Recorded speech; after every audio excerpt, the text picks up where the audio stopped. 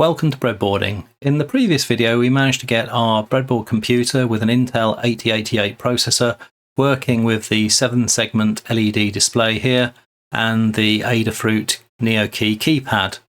We managed to get the Nanocomp 8088 monitor version 6 up and running. Now in this video, which is video 6 in the Breadboard PC 8088 version 2, we're going to be adding the serial port hardware. So this is the next step in our version 2 high-level plan to build out the Nanocomp 8088 computer, and this is a simple computer with the LED display keypad and the monitor, and the final part in this is adding the serial port so we can download and upload programs to memory. And in this video we can be covering the hardware side of the serial port, in particular adding a 16550 compatible UART, or a Universal Asynchronous Receiver Transmitter is what UART stands for. Now the number 12 there refers to the video number in the original Breadboard PC playlist, and if you look at the top right hand corner of the screen here there will be a link to video 12 in that series. And what I'm also going to be covering in this video is how to use a modern surface mount chip and how to solder the surface mount chip onto a breadboard compatible adapter. So I'm now just going to go into some background about the serial port hardware on the original PC and subsequent PCs such as the PC-AT and then 386s onwards. Now in the original Nanocomp I just used the Motorola 6850 UART, which I had used in the earlier project, and that was primarily because all of the software and the monitor would still work with that. But now's come the time that we want to really switch to use a PC compatible serial controller.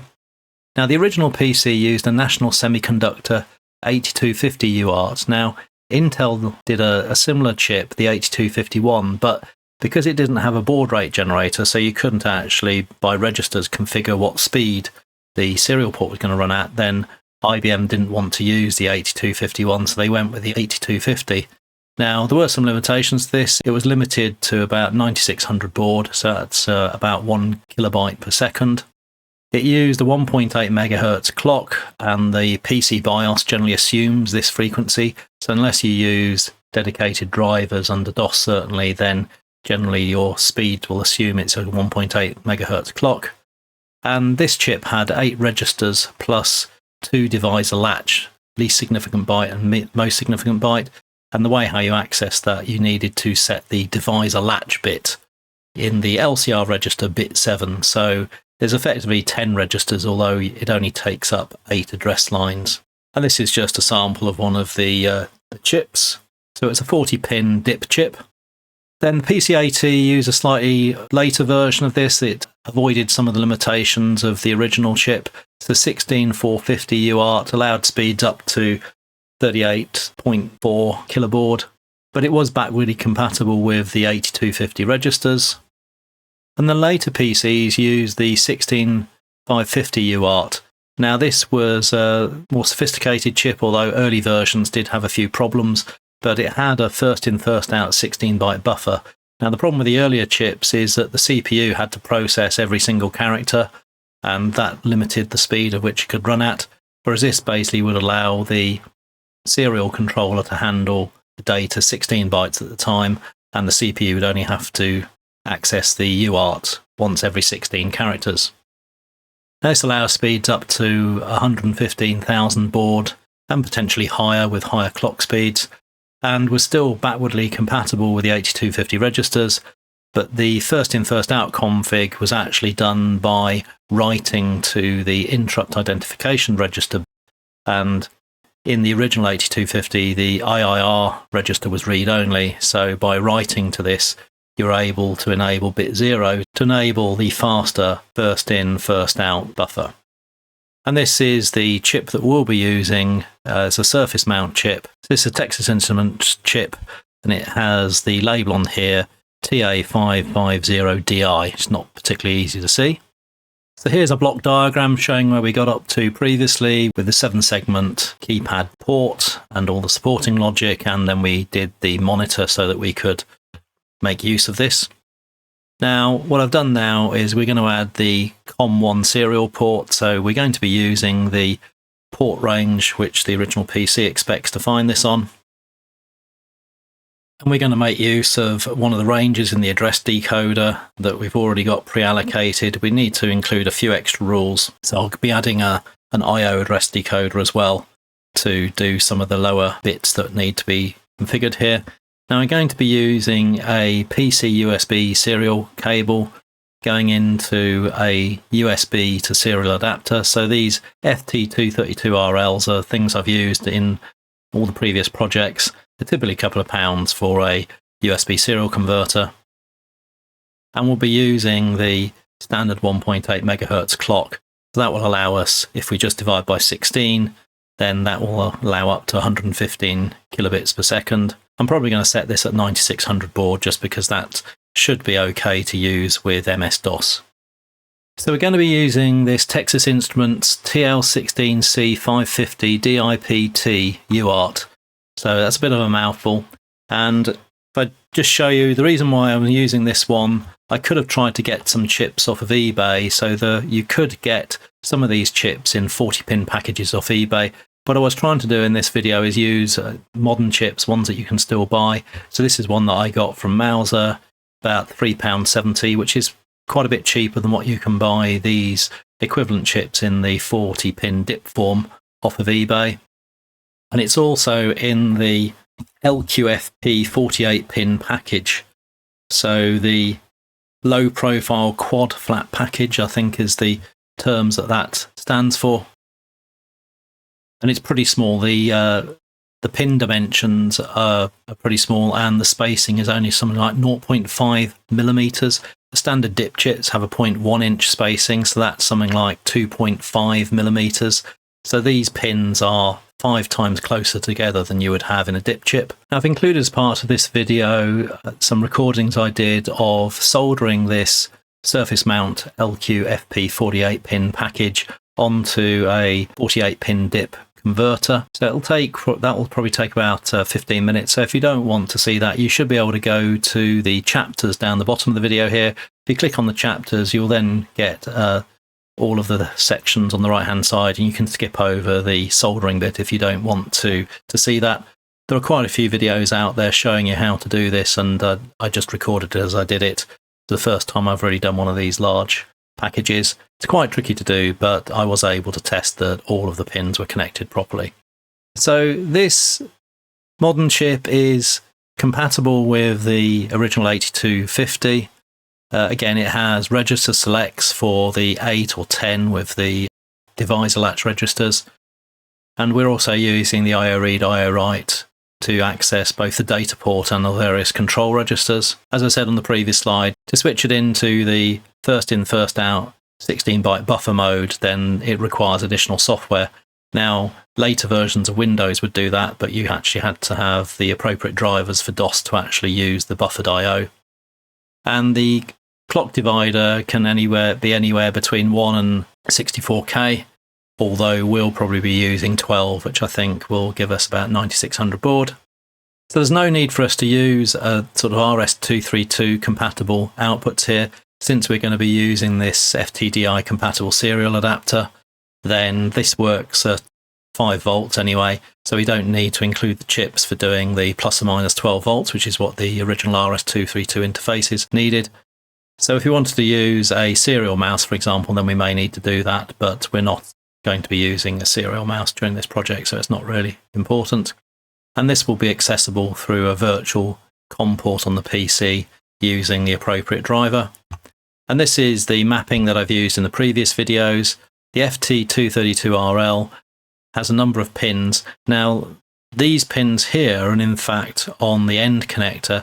However, the last pin here is in fact request to send, and the connector actually includes DTR. So we do need to wire up the full sort of dip pins for this particular converter to get access to the request to send. If you use DTR, then the hardware handshaking won't work. And then the mapping to the 16C550, then request to send goes to clear to send goes to request to send, because we've got 2 types of data terminal equipment. So because both these bits of equipment are acting like a terminal rather than a modem, and so we need to include the sort of crossover. So the transmit goes to the serial in and the receive goes to serial out, and vice versa. I'm just going to show you the video of the soldering the chip onto the Adafruit 48-pin DIP adapter. So if you don't want to see all of that, then just use the chapters at the bottom here to skip over that. And when we come back, what we'll do is look at the schematic and lay out the breadboards and start building it. Now the only problem with these chips is if we just have a look at this, they come in this packaging and they are incredibly small. So we just zoom in, and even with the zoom, they're still pretty small. So what I have invested in is a digital microscope. So this microscope here is a 4K microscope. Is about £50 in total from Amazon with the stand as well. I did get it with the basic stand originally, but the trouble is you can't vary the height enough to do that. Now I've got some of these adapters here. So this is a TQFP adapter to up to 100 pins, but the only trouble with that is because it's 48 pins and you're only using half the pins, and it's really quite big. But Adafruit have these adapters here, and these are in stock at Pi Hut in the UK. So I've bought a couple of these, and these have got the TQFP on one side, and the QFN on the other side. I probably got those acronyms wrong earlier on. And so what I'm going to do is I'm going to put it under the microscope, and we'll probably need to tape it in place to be able to do this. Now, in order to attach the very, very small chip, it's quite delicate. Going to need some tweezers. This is the first large one of these chips I've done, so this might be a disaster. I've got plenty of flux, so this is clean water washable flux paste. I don't have any liquid flux at this point in time, so we're going to be using lots of flux. And most of the videos I've seen on doing this, you basically need to make sure we probably tinned the layer first so there's enough solder on it. Probably just tag one corner or two corners of the chip with solder first, and then we'll use the relatively wide soldering iron bit to do solder across multiple pins at a time, and then if necessary we'll use the solder braid to mop up any bridges and things. But that seems to be, from the various videos I've seen, probably one of the better ways of doing this. I certainly don't have any heat plates or ovens or anything like that, or any stencils for doing this sort of the proper way, but from the videos I've seen, this approach should work. So let's take a look under the microscope. So this is the microscope view zoomed right out, and you can see that these are the tweezers here. And if I just pick up one of the chips and I'll try and maneuver it in place, we can just see just how small these things are and how easy it is to bend the pins if we're not careful. Okay, so I'll just place this approximately here just to start with, and I perhaps need to adjust the lighting here. We had some light coming from the side. There we go. So we can see the text on there, and we can see that pin 1 is in fact at the top here, and you can see that it's not very clear here, but the pins aren't quite lined up at the moment. So what I'm going to do first of all is to tin these connectors here first. It doesn't look like they've actually got any solder on them at the moment, so I'm going to tin those first, and then once we've done that, we're just going to try and tag probably one pin on one side and perhaps one pin on the other side, and then see whether or not we can then get this to be mounted properly. So just put this back for the moment, and I'm going to heat up the soldering iron. First going to put some flux paste on the pads first of all. At least we can wash this off afterwards. We don't need any alcohol or anything like that. Okay, so we've got quite a bit of flux on there now. And you'll see the soldering iron tip is not the smallest tip I've got. I do have a much smaller pointed one, but from what I've seen is it's probably easier to get more heat on it to get the solder to melt rather than having a very fine point. And the technique of bridging the solder across here and then mopping it up with desoldering braid seems to be the way that people recommend for doing this if you're doing it manually. Yeah, so solder's melting on the soldering iron, so I'll now try and melt some solder on the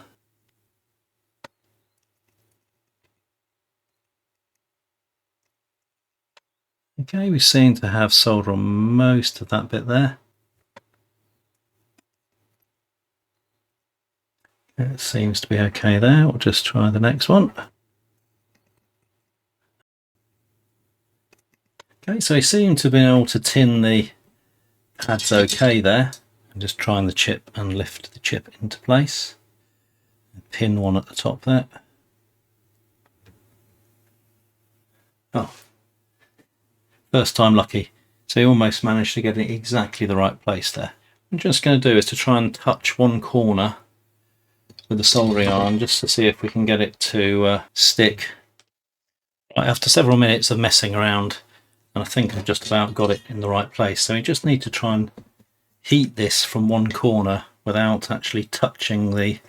Fortunately, these pins are very, very short, in fact, so it's quite difficult to get in without actually touching the chip itself.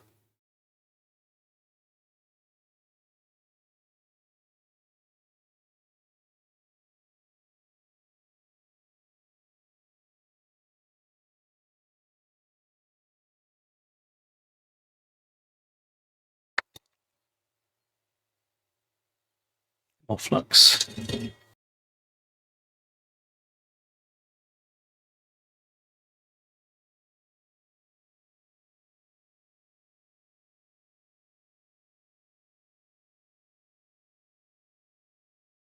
So the bottom down there is a little bit messy, but we're going to put some more flux on the top here, and then we're just going to go for the putting lots of solder on, or putting more solder on up there, and see whether or not it flows, and then we'll hopefully be able to tidy the bottom up in a minute.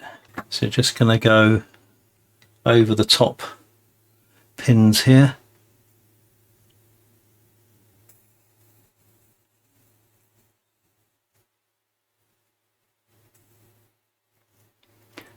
Okay, seems reasonably clean, and the pins on the other side are still look like they're okay.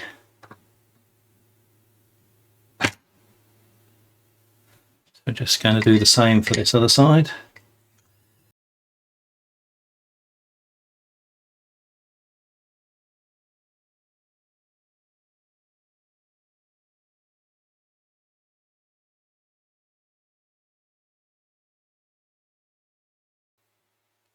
Just need to put a bit of braid down the bottom there because it is bridging the bottom there.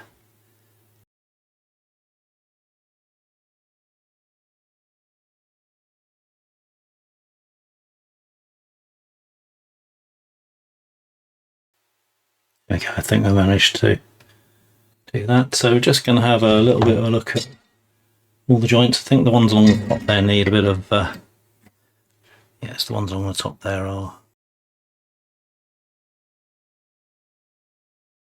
probably need a little bit of braid up here as well.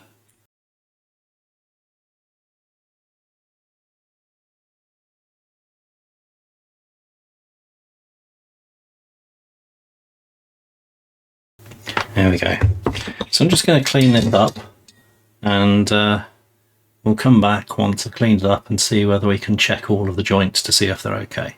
A little bit of a solder bridge down the bottom. I've just rotated it to get easier access to it. A little solder bridge at the bottom here that we just need to clean up a little. So I'll put some more flux on there.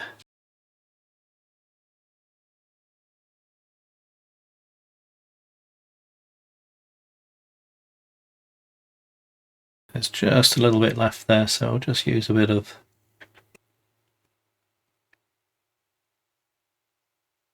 there we go. So that's looking reasonable there. Yep, that's okay. Just rotate this. So there might be another one down the bottom there.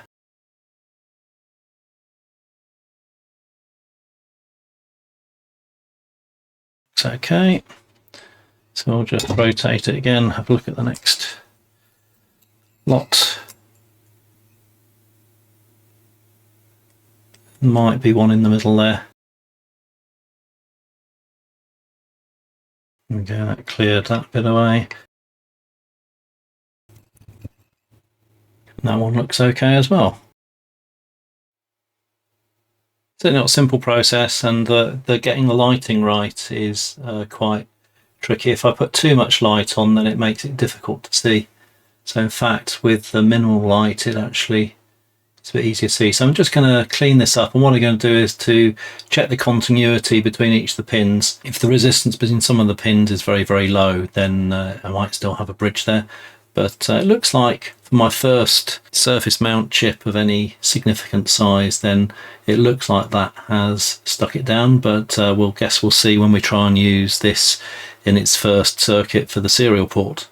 Okay, so I've checked that, I've washed it. This is water-soluble paste flux, and I've also checked that all of the continuity between each of the adjacent pins, so there were no shorts between the pins. I've checked the voltage on the multimeter. It used about 1.7 volts to test it, so that shouldn't actually cause any damage to the chip. So that appears to be okay. So all we need to do now is to put in the rest of the dip pins. So we've get rid of the oven. I do have a spare just in case I manage to fry that one. So we can get rid of those. And so this is one of the older breadboards I use with the testing, so this one doesn't matter so much if I fry some of the leads.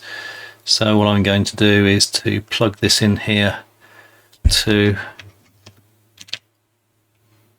solder these on. Probably just need a little bit more space. There we go.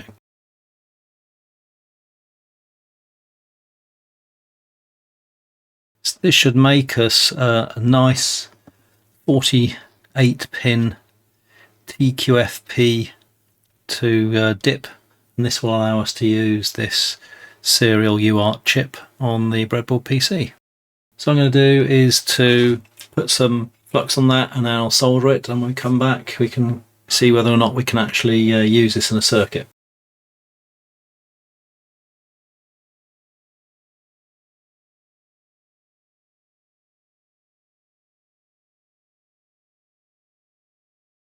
That's all of the pins soldered, so what I'm going to do then is to use the continuity tester to test each of these pins here with the probe pointing to the individual pins on there, just to make sure everything's okay, and if everything's okay then we should be good to go. So I finished my LQFP 48-pin low profile quad flat package connector, so this is it here. And I was just checking to see that the current monitor is working, so you can see this is Nanocomp 8088 version 6 monitor, and I thought when we look at the schematic we'll see that this serial port is going to go with things like the floppy disk controller, IDE controller, and the PS2 keyboard and mouse interface, but I thought I'd attach it to this one to start with because I haven't got all those boards set up. So what I'm going to do now is just have a look at the schematic to work out what we need to set up, and then I'll just talk through what the changes we're going to make to this board. The main thing is that this is currently working, so you can inspect memory and all that sort of stuff. So that's the main thing I wanted to check. So here's the Breadboard PC version 2 schematic. So it's cleaned up a lot from the version 1. I've still got a bit of work to do on the CGA controller down here, just a few simplifications and to do some other changes I've been planning. So what we've got here is the bus rails here. So this is our stripboard bus rails where we've got all the various things. So the data bus, address bus, control bus, chip enable bus that has a number of the chip enables for the main address for IO and RAM and ROM, things like that, and then also the interrupts as well. Now this board here is going to have most of the external IO, so we'll have the hard disk, floppy disk, PS2 keyboard and mouse, and also the serial port. But in order to get the serial port up and running and to start building all of this, what I'm going to do is to actually just do a fairly simple version of this. So we're going to have the serial port, the USB to serial adapter to connect to the PC, the crystal, and there's an IO port decoder down here that we need. So rather than wiring up all the things like the data bus buffers and things like that, what I'm going to do is just to put this one, this one, this one, and this one on one breadboard, we'll wire it all up, and you'll see that there's very few signals connecting the one down here up to here. There's a couple of the buffered address lines and the serial chip select are about the only things that go up there. And then when we come to rebuild this board, then I will put it apart and rewire it. So if we have a look first of all at the I/O decoder, the I/O decoder makes use of these two I/O lines that we have coming from the main address decoder.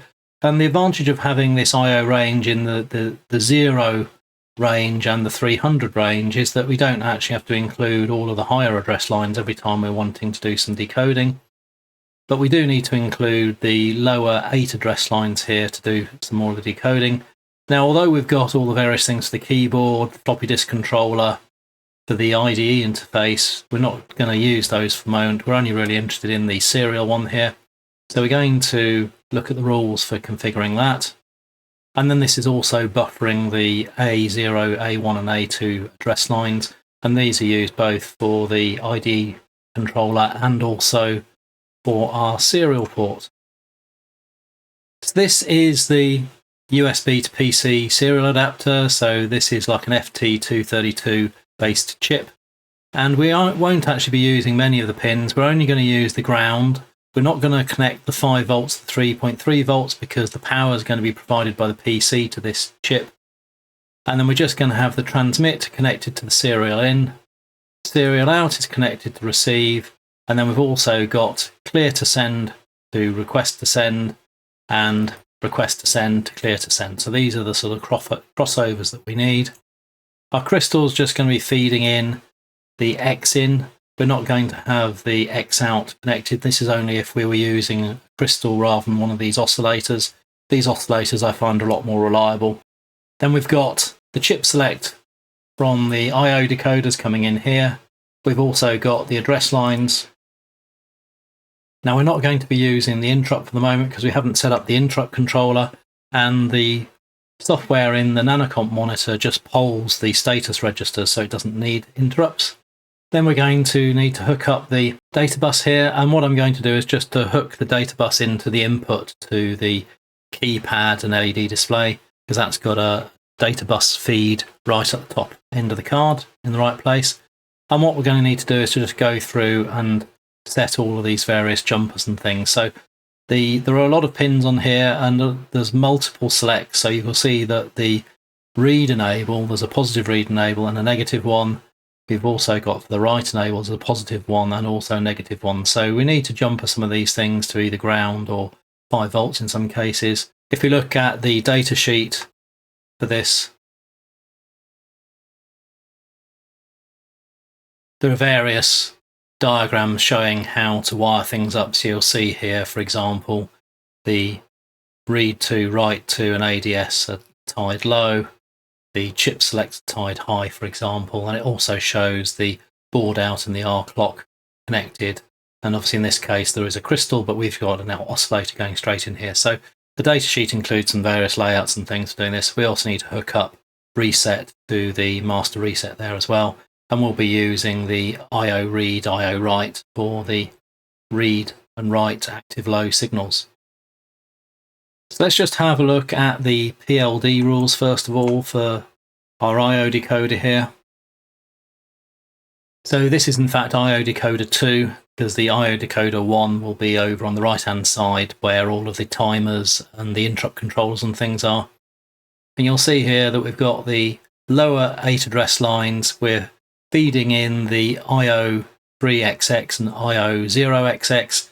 And if you remember when we did the main decoder here, but in fact these ranges, you can see the IO 0XX is the 000 to FF, 300 to 3FF, 400 to 4FF. So these two signals here just mean we don't need to include all of these higher address lines in all of the decoding that we need for these things here. And so the only one we're really interested in at the moment is the serial port 1 chip select. That's going to be the 300 range from 3F8 to 3FF, in fact. 3FE, 3FF. And the rules down here that we showed in with the previous decoder shows that we just need to say address range 3F8 to 3FF and also the IO3XX.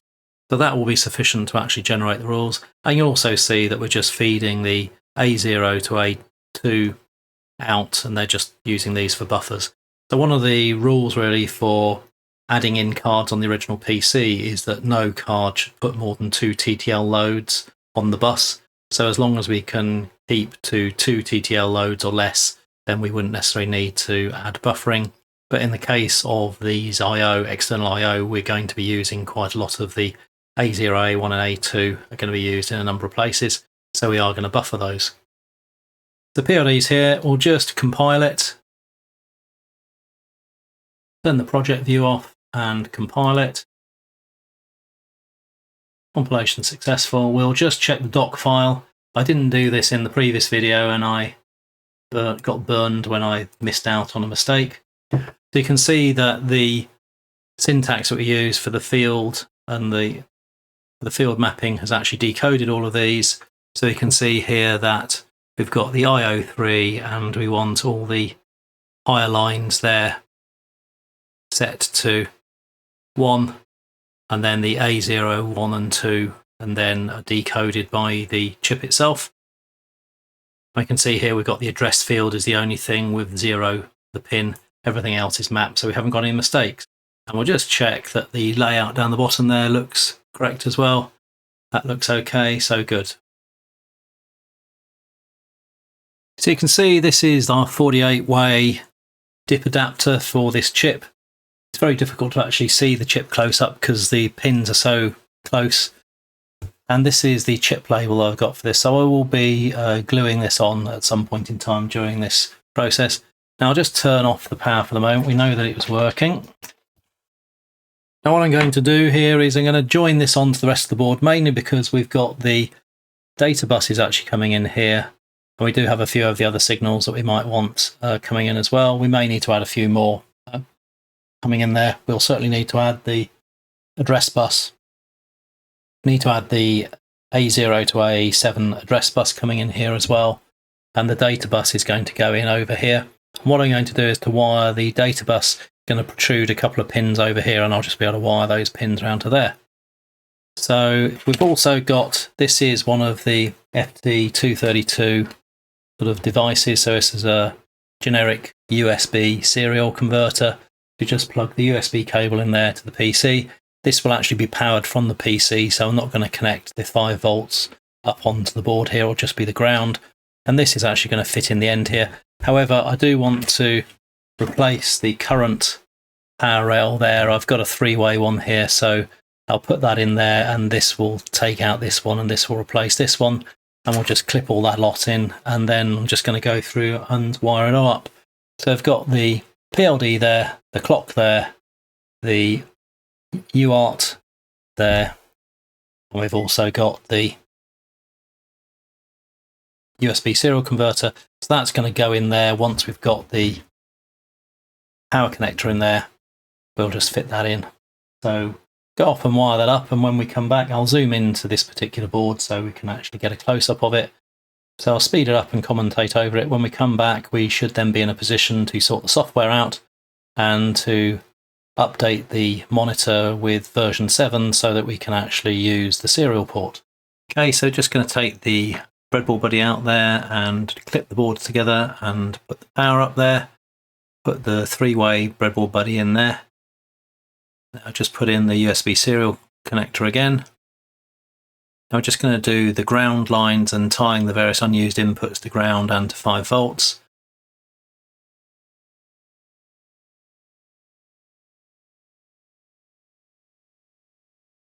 Just going in there with the 5 volt and ground lines there.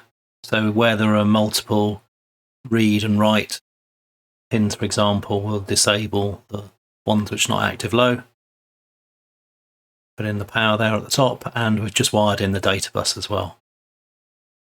So now we're going to wire in the serial 1 chip select from the IO PLD there. Now we've got the oscillator output, the 1.8 megahertz, coming out of there into the crystal in. Now we just need to connect the board out and the receive clock together. Now we're going to wire in the 3 pins at the top there of the connector which aren't directly connected to the data pins. That one's been wired into D5, then we're doing D6 and D7 there. And that will be wired into the 7-segment display board which already has the data bus. We're going to do serial out to the receive and the serial in to the transmit. Then the CTS goes to the request to send, so clear to send, request to send, and request to send to clear to send.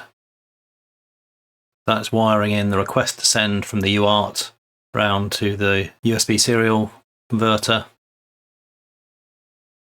Then we've got the serial in to the transmit and the serial out to the receive.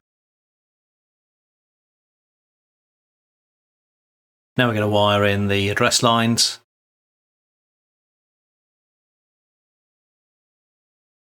That's A0. We'll put in A2 next, just because it makes it easier to put the A1 going over the top there. Now we need to hook in some of the other control signals. Now we're not using interrupt for the moment, but the I/O read and I/O write and the reset need to be connected, and also the A0 to A7.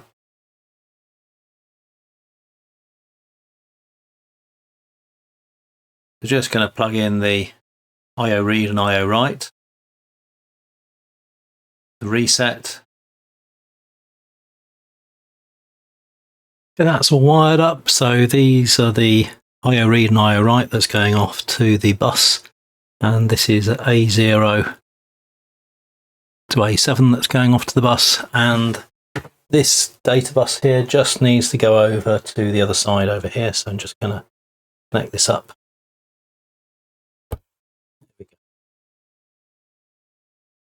Hopefully, that's all wired in. So I've completed installing the hardware, so I'm going to break the video there now since we're up over half an hour, especially with the soldering part of the video. In the next video we're going to be looking at updating the software side to support the loading and saving using the new PC compatible UART, and that will be using the Motorola S-Record format, which is a text format to store binary files that the tools that we're using for this also support. And that'll allow us to build our basic floppy disk PC with a text mode, CGA controller, BIOS, floppy disk controller, and being able to boot MS-DOS from floppy disk. And then that's a step on to adding an IDE disk controller with IDE disk, and then booting MS-DOS from hard disk, adding all the graphics modes to the CGA video controller, add a mouse, and then we should be able to run Windows 1, 2 and 3 as we did in the first series of the Breadboard PC. So if you don't want to miss out on future videos, then please hit subscribe, and if you found the content interesting, please hit like. It just helps to make the videos available to more people. Thanks for watching.